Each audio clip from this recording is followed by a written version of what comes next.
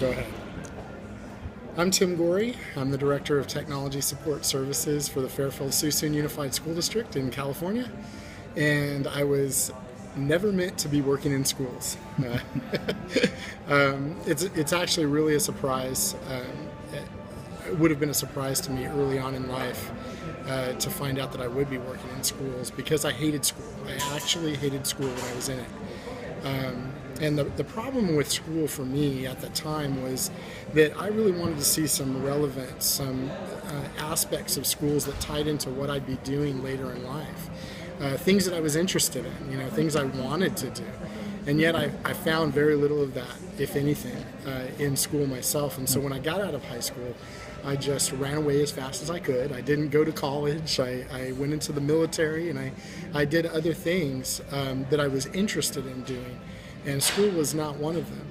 But along the way, I got roped in and started working in schools, really just to get money while I was trying to get a college degree and do what I really wanted to do, which was computer programming. And as I was working for schools, I just fell in love with the mission.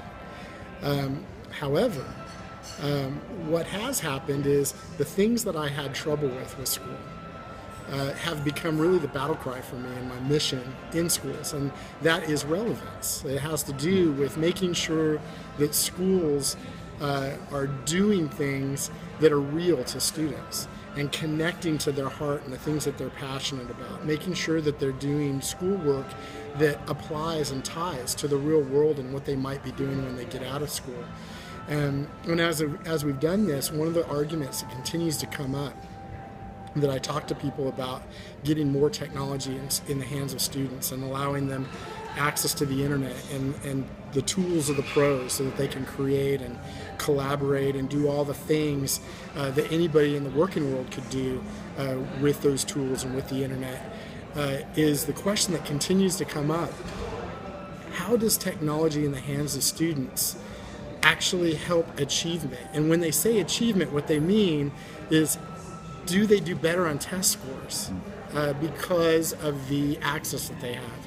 And I want to choke people who say those things and want to find a tie between those two things, because for me and in our district, as we've gone along in this journey to try to figure out how we get these tools in the hands of students, what we believe is that at this point it is not just important, not just an imperative, but it's a human right that students have access to the knowledge of the world. It's a human right. It doesn't matter whether or not that helps with test scores or it allows students to achieve better in the ways that schools think they will achieve.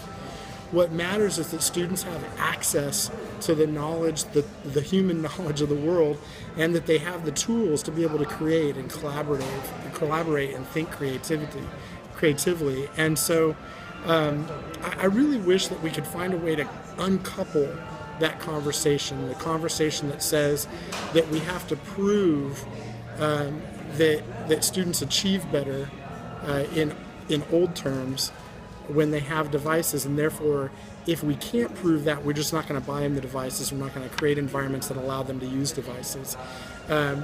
I think we've got to a point where you and I, every day, we use multiple devices in pursuit of communicating with our loved ones and doing the work we do. And students should be able to do that too. And so when people ask me that question, I get over being angry really fast, and I say, I don't think it matters. Students should have the access. It's a human right. And so that's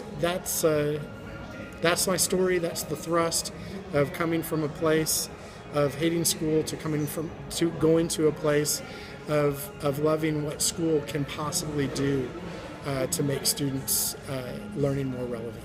Great story. Thank you.